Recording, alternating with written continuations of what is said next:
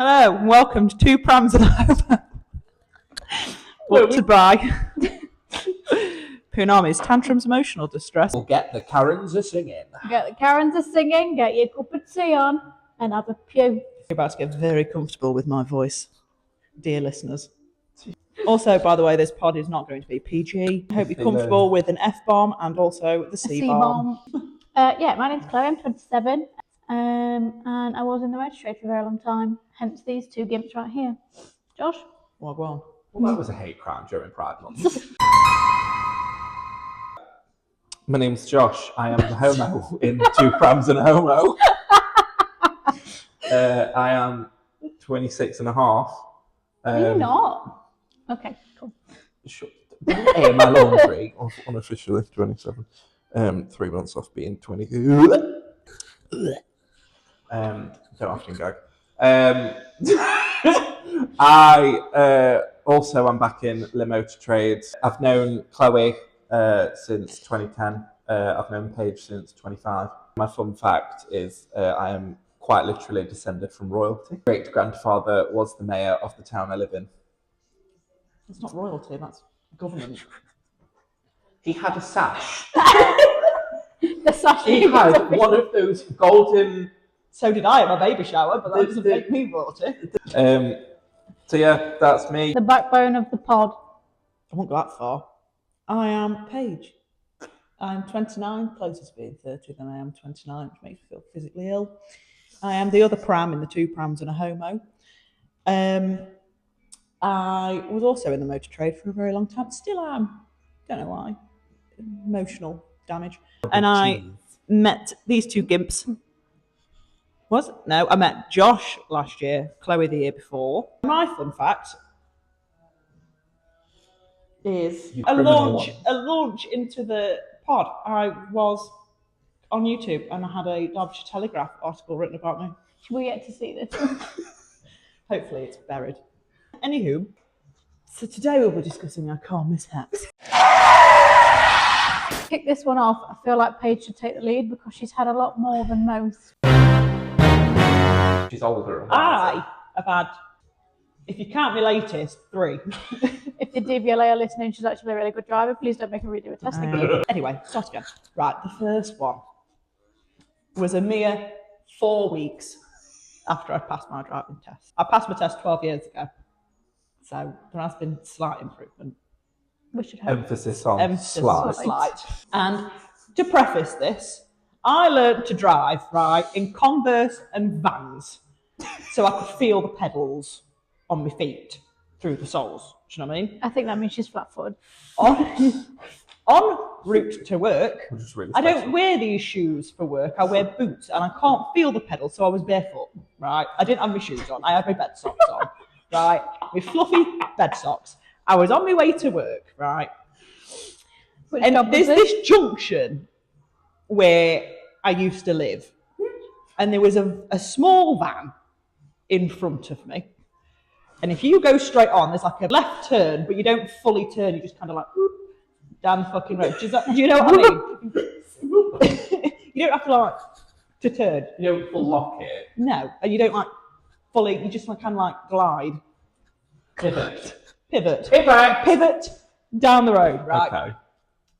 So we'd stopped at these traffic lights that are right in front of this junction. Again, I was in second gear. I just want to make that perfectly clear. I was not fucking speeding. And I was behind this van. And I just got into second gear. Now, obviously, vans don't have windows that you can see through. Why was you driving a van? I wasn't. I was behind the van. Oh, sorry. So the van pivots, right? Goes to the left. I'm going straight on, right? So, van pivots. I'm here, 10 and 2, you know. Fuck off me, no bad. 10 and 2, get full. 10 and 2, right? Second gear, right? Pootling along in my little Peugeot 206 that's 12 years old, bag of shit, right? Big up Pedro, right? He pivots. As he pivots, and I carry on going straight, look, and this cunting fucking twat on a bike, right? And she's And I'm like, and she's like, it goes in slow motion. I am a 17-year-old fresh driver. 17-year-old, flat-footed, no shoes. Right. And she's coming towards me. Right? She hits the side of Pedro. Helmet Pedro. off. Front wheel. Boom. I'm like, watching this unfold. At this point, I'm still over the junction, so I'm like, get out of the way. Stop. Not even near the curb, just in the middle of the road. Gets out of the car, runs up the road, in the bed socks, right? Turns out, in this twist of fate, this bitch, right, is a Jovo. And I know she's a Jovo because I stuck up for her in school when she was bullied for being a Jovo. Because her mum, we used to call her the Wicked Witch of the West, because she'd be up on bike with this big long fucking raincoat on, biking up fucking Crazy Hill, like we fucking Tour de France, right? And I was like, oh no, she's going to call her mum, and mum's going to come, she's going to fucking kill me. Luckily, as I was waiting in the post office and drank the most vile cup of coffee known to fucking man, a dad shows up again on the fucking bike. Does one of them drive? Is that a Jobo thing? Yeah, they all ride bikes. All right. It's a bit like the Amish and the hairdryers. So I ring my boss first, fucking Deborah. Ring fucking Deborah, bitch. And I'm like, I've been to Jovo, I'm not coming in. And she's like, what? Funnily enough, late that day, though, I did drive myself to get nails done, but that's beside the point. In the same car? Yeah. Then I rings my dad. My dad worked nights. Right. So because my dad worked nights, he'd had a fucking couple of tinnies, didn't it? Because it's his night time at 10 o'clock in the fucking morning. It wasn't 10 o'clock, it was more like 8, but still. So he walks up, and here's me, traumatised, thinking he's going to drive me home. No, because he's had a couple of tinnies, isn't it? So I've got to fucking drive the car home, checking, like, I got breathalyzed. Later that night, though, the woman that witnessed it all, because they all agreed with me that it was the Jovo's fault, she just fucking pulled out. Apparently, she does it all the time on that junction. Hoping that people stop, she just misjudged where the fuck I was in the road when she set off. They've got brakes, they can use them. She bought me some flowers around. To this day, don't know how she figured out where I live, but That's a little bit weird, is it not? don't know. Unless they just followed you home. Honestly, I don't know where she... Unless she just fucking walked around until she saw my car. Did you have to give your details to the police? No. Oh. I'm going to say, as the police breached GDPR and that. Did she press charges? No. But yeah, that's the Jovo story. Just a quick disclaimer, we don't have anything against the Jehovah's Witnesses of It's the world. just a coincidence. It's just easier to say Jovo. Sorry if that's offensive to the community. I'm not. Choose a different fucking name if you've got an issue with it. I feel like that brings us swiftly on. Oh my god, first cars. So you had a Peugeot, yeah? Yeah. I had a Citroen C1. Called Charlie. So we've got Pedro. Pedro. Charlie. And Joshua. Bear in mind, Josh is like 6'1", right? When you start No, I'm not. No, I will take the compliment, but I'm not. But my little Kia Picanto called Rumple. Why Rumple? After Rumpelstiltskin, because I was very into Once Upon a Time at the time. Yes, but I thought, like, for the car names, you have to, like, match the letters. No, that is a fucking British tradition that makes me feel sick. It's better. Oh, it's Boris the BMW. It's Boris? Clive the Citroen. No. Get some fucking originality. My car is called Beast, though. Of course it fucking is. 'cause Mine's it's a Myrtle. Mine's Myrtle. Oh, No, yours is the Milk Float. Myrtle the Milk Float Mazda. Myrtle the Milk Float Master. Mine is called Morticia, after the beloved Addams Family character, but mine car does not begin with an M, because I'm not a child. Mine is a BMW.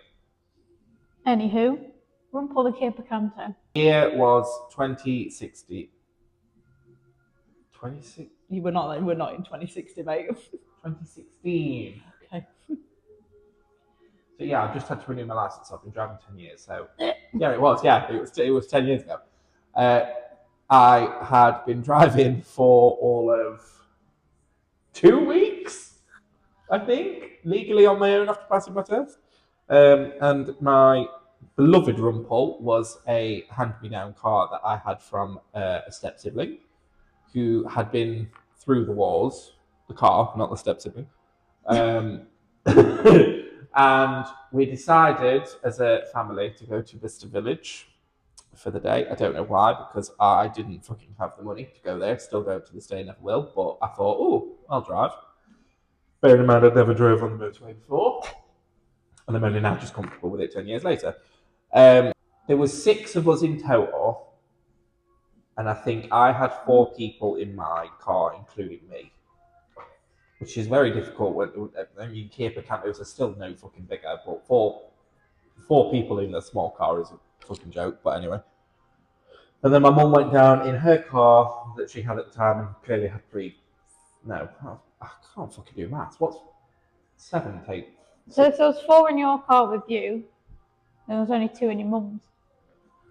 Thank you. You should work with numbers. Really fucking pass maths, what do you fucking mean? Neither did I, and somehow I'm an assistant accountant. Not fair. So mum drove in hers, so we drove down, and I parked on the top story of a car park that was exposed to the elements, and it was raining all day. Anywho, so yes, we drove down. He was sat on the top story of a car park in the rain all day, so it was cold. I didn't really buy anything, which was really depressing. And then it came time to coming home and turned him on, and he wouldn't turn on. And then sort of a domino effect of lights came up on my dashboard, and all manner of fucking lights, one by fucking one.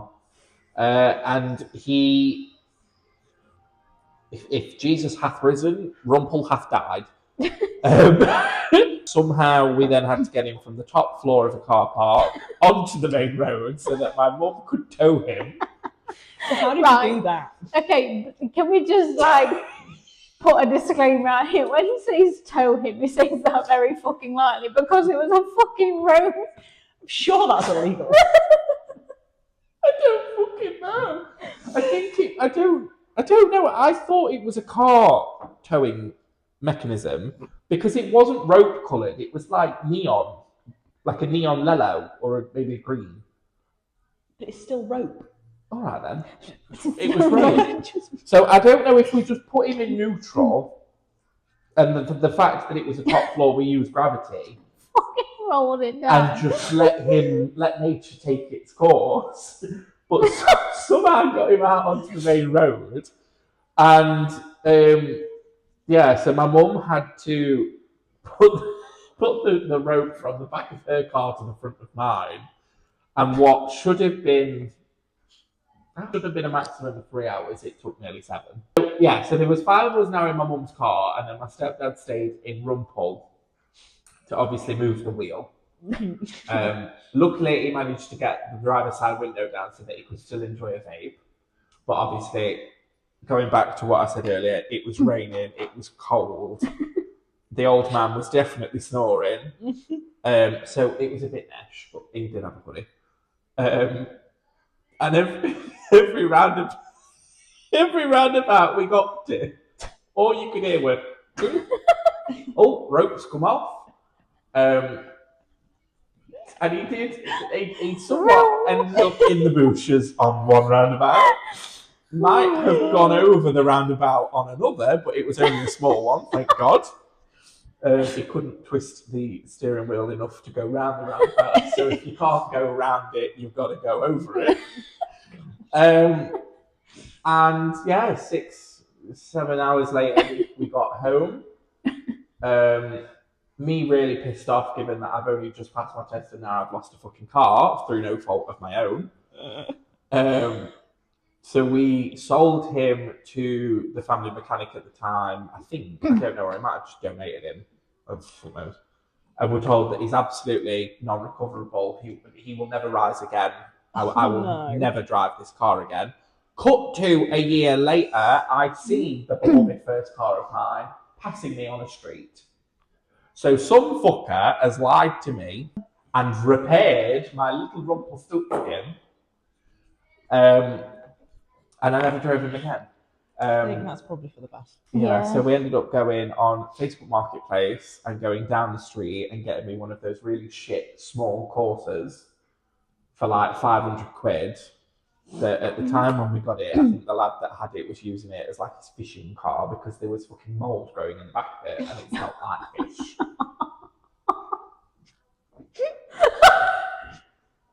But it was okay because they paid to have my windows tinted. This is the parents, by the way, to ease the suffering. So yeah, so my beloved Rumpel that I absolutely loved with a passion. Rest in peace. May he rest in peace. Or not. Or maybe not, yeah. I mean, I wouldn't... Did your Corsa end up in the bushes? Because mine did. That was the one with the silent radio. The silent radio. So did it turn up like you could see the number? No. So I can't remember if when I bought the car, if it had this radio in or if I put a new radio in. But I only had the car for 3 months in total. Right. And it worked for a bit, it was fine. And then I can't remember what happened, or if it just stopped working, but it just never worked again. It just died one day. Right. So at the time, my ex worked in a pub, so I'd gone to see him. Funnily enough, I'd only had a J2O before you both harp on at me. Right? Looking at J2O. Okay. And this country road en route. And it's a 40-mile-an-hour road. Now, this road has several bends, but you physically can't do 40 miles an hour on this fucking road, right? Anyway, I'm going round said one bend with my gigantic fucking puffin vape, the sterilized. Right? Again, shoes off because I've got fucking heels on, right? And I've not mastered this, so again, barefoot, right? And it was summertime. All I can picture is your toes wrapped round the brake.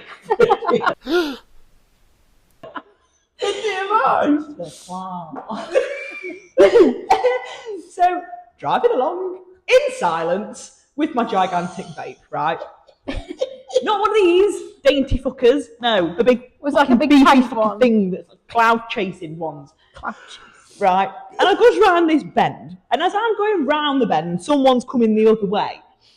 And he's slightly too far over. So I move slightly over. And the road's one of them where it doesn't have a curb. It kind of looks like the tarmac just drops off. Right. Yeah. So I think one of my wheels hit the edge of the tarmac. Right. Because the next minute I'm fucking horizontal, facing the other bush, and I'm in silence, and I go, shit! Boff! Straight up the bank, flips, rolls a bit, and then I'm upside down. You fucking were not. I was, the roof was on the floor, so I was like, right, now, lost shoes gone. Don't know when the shoes are. Don't know when my fucking vape is. Travesty. The vape panic set. Don't have any fags neither. Fuming. Right. So I'm like, let's get down. So I unclipped my seatbelt, right? Now, contrary to popular belief, whether this happened or it wasn't, I don't know, because it was all, in my head, slow motion. Again, you kind of just float down. And I was like, right, on the windscreen, just legs akimbo, right? So, boots the car door open, and I climb into a bush. Like the car is giving birth to me, right? And as I'm like, crawling, like, no shoes on, like, out the fucking car, Some fucking creature a bright blue Volkswagen Beetle pulls up. All right, love. Fucking sad, mate. This bloke is tattooed from his ears to his toes like this, big, in this Volkswagen Beetle, big beefy fucker. All right. Big beetle fucker. He climbs into the car, gets me handbag and my shoes, and my vape. And my vape. Stunning. I rings my mum like, Mum, I've crashed my car. I'm on such and such lane. Help. So then, because we're obviously it's a country road, so I get us in his car and we just go up to the top because he's like a This random bloke, yeah? yeah. We all know at that age I did not make great choices. Start smoking, got with my ex. It were downhill from there, right?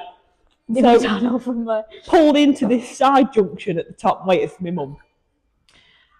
They come.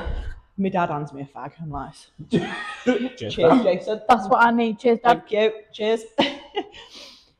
And yeah, it turns out there was an accident earlier that day, and they hadn't cleaned up all the oil. So as I went off on the side, your fault. no, as I went off on the side, I slipped on the oil. So then my dad wanted to sue coppers, but then my contract came through, and it turns out if we won a lot anyway, so we fucked it off. Wow. After all the lawyer fees. But you could have died. Could have died. Didn't know. There's multiple occasions where you could have died and you still rocking. Do you know what I mean? So yeah, that was that. Wrote that off, obviously. There were no salvaging that. Can't remember what I called that one. Fucked.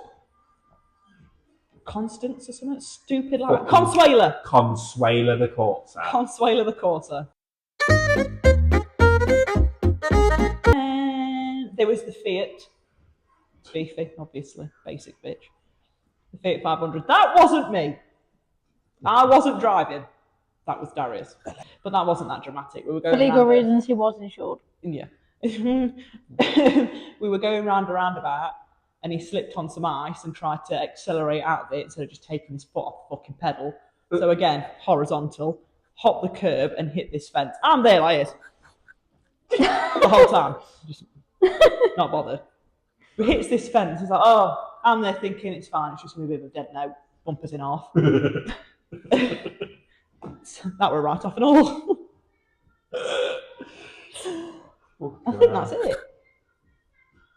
Until last week.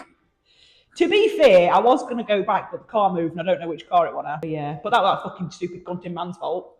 The van. I was panicked, he blocked the junction. So I went to get behind the car in front of me and hit the parked car. And then he was like, shouldn't get on the curb. And blocked the fucking junction. Fuck off, mate. So yeah, that's it. Are you sure? I think so. Do we need to phone? Oh no, Pedro, I was pulling onto my ex-boyfriend. This was like literally 2 days after I passed my test.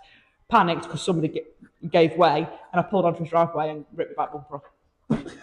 And then later that same day, I was coming off the drive and got it stuck on the front bumper on fence. I mean this with all the nice, no offence intended, and all the love and affection for you. But you make me look like a fucking shit-hot driver. I was 17. I was fresh out of the driving lesson womb. I was also 17 once and never did out like that. Yeah, well, got places to be. What about you, Chloe? Just as a disclaimer, I am a lot better now. I don't make as many mistakes. When I worked at BMW, I was taking a 5 Series touring, the big fucking long ones, down to prep. Pulled in prep and it was quite a different angle. It was like double gates, but only one of them was open. As I pulled in fine, but went to pull it into the workshop and cars were parked like along the outside of the door. So I pulled it round and there was an X5 M50D parked on the corner. And to make it even better for myself, the new head of business at the time that I'd met twice and seemed really nice, watched the whole thing. So as I got out of the car, I went, "You all right, Bob? You okay?" And he was like, "Oh, mate, what you just done, literally, I'm not even joking, that whole car was fucked." I think my heart would have fell out my arsehole. I would have had to have fled the country. Yeah, that wasn't good. I will say though, that's one thing I've never hit a car at work. No. I haven't By any some other minor apart miracle. from that one. Because that fucking car park at Volvo was a shambles. Oh my How God. I never did that, I'll Jesus never know. Christ, it was horrific, wasn't it? There was one time one of the malleters nearly hit my car, and I will preface this by saying I'm not violent. I am a homo. Makes no difference. I very nearly. I don't know why, because I fucking hated my Tesla, but I nearly flattened it. Which fella was it? The one that's currently in prison. No. For stealing after he left Volvo, not for damaging people's cars. Just as I don't. Philip. I think it was the one, the bold one that I think went home to help his family. The sales one. But we don't need to say his name. I can't think of his fucking name anyway. It was really nice. He had like two teeth. I didn't know. I don't know. It was always like the sales valet. I only properly knew the same one that is now in prison. He called you boss all the time, and then he Yes, kept calling he me did. chef. I think he was trying to call me chief, but he could go chef. Chef. Could have told me he killed his dog, and I'd have been like, "There's no fucking clue what you're saying." Well, now we're on the topic of Volvo. I mean, how much time have we got? Volvo was just a Clusterfuck. Shit show. It was a time. Experience. It was good for all of 3 weeks while we were all there at the same time. Honestly, absolute fucking dream team. So we were having a couple of drinks a few weeks ago, and Paige got rather merry. Fucking hammered. Twatted. Yeah. Fucking hammered. She was the state. Rosacea was out. She was the state of drunk where, do you know when you rock? When you got pissed when you stood still. So thankfully she made the right choice and got an Uber home. Yes. Mm-hmm. Yes. She decided to, I wouldn't even say it were a prank call, really. The only reason we rang him was because the three of us was like, I won't go to a pub with Darius and ring him when I'm pissed up. Do you know what I mean? I rang him because we were all together and we all worked with him. And we had a side relationship, but it didn't take too long. So she rang him twice. Bear in mind, this was once. like 10 at night, so it wasn't like late. I thought I'd just left him a voicemail. No, you rang him once, he declined it. You rang him again. Oh. And then you were leaving the voicemail as he decided to ring back. Hello. Couldn't really. He was on the phone for all of 5 seconds and hung up.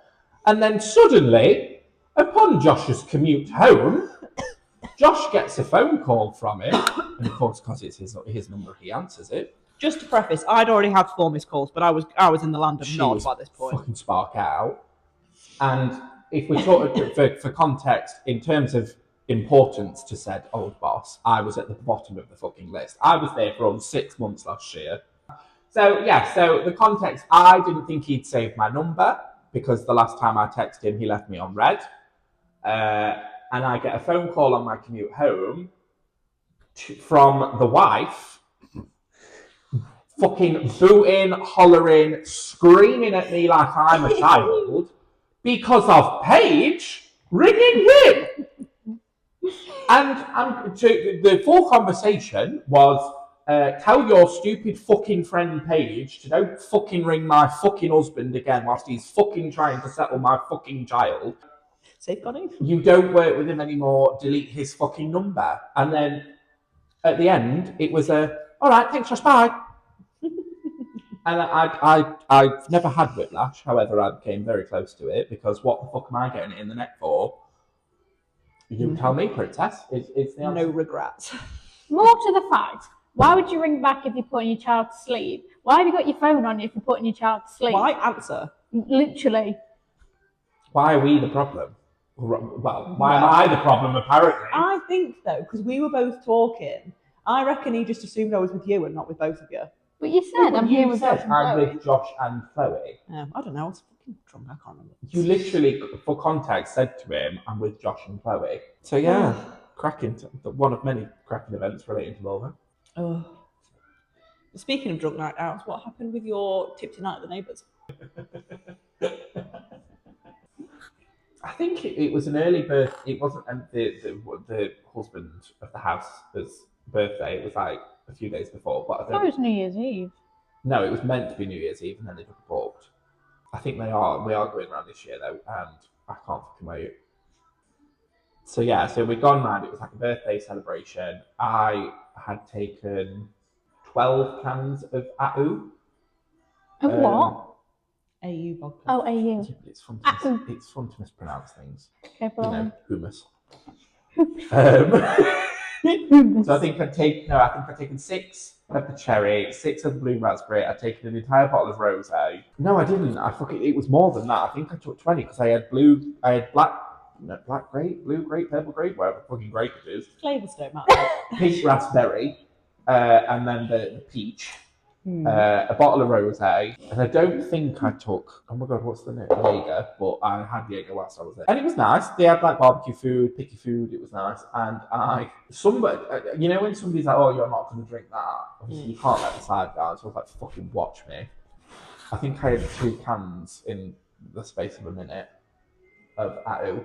I think it was my mum was like, "All right, you look a bit funny." I was like, "Let's not get personal, Karen. Thank you. I don't point out your flaws." And then I don't really remember a lot. I remember somebody was dancing on the grass, and then somebody told me that I think it was the same fella whose birthday it was, that he wasn't drinking anymore. So I was like, why not? Of course, when you're lit to fuck, you want everybody else to be on your level. And he got a pint glass, and I was like, why are you drinking water? And he's like, it's not water. So I took it off him, sniffed it, and it was fucking water. And I just remember turning around and like not the glass. I held onto the glass, but I threw what I assumed was the water on the fence. Apparently it was Sambuca, but I'm pretty sure I would have been able to, regardless of the fact I was struggling to see. I don't remember coming home. My brother has a picture of me On the kitchen floor. spark out on the floor because we've got a toilet under the stairs. So apparently, I think I've been asleep on this floor for at least 15 minutes. So Samuel took me home. Thankfully, it was literally next door but one. And then I think he went back to go and get some stuff. So he'd come back. I'm sparked out on the floor. I've got one shoe on the kitchen door handle. Literally on the handle. Fucking you tell me, princess, because I've not broke out.